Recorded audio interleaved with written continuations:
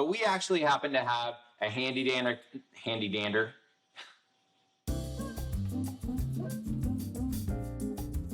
I'm Bo from Lunchbox Dad, and today's recipe is always a crowd pleaser. We are baking surprise inside Piñata cupcakes, and here's what you're gonna need.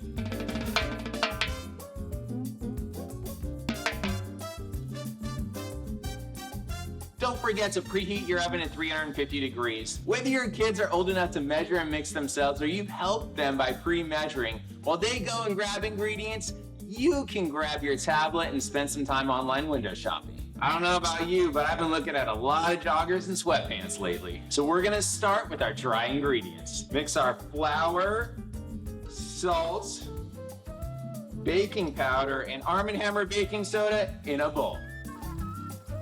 Next, in a large bowl, we're going to mix together softened butter and sugar and whisk until fluffy. Get ready to beat in the eggs, milk, and vanilla extract, and mix until blended. Add your dry ingredients into the wet ingredients and mix until combined. Our batter is ready to go in the cupcake tin, but a common problem that people run into is the finished cupcakes stick to the liners. If you don't have non-stick cupcake liners, you can spray whatever liners you have with non-stick cooking spray. Fill each liner 2/3 to 3/4 of the way up.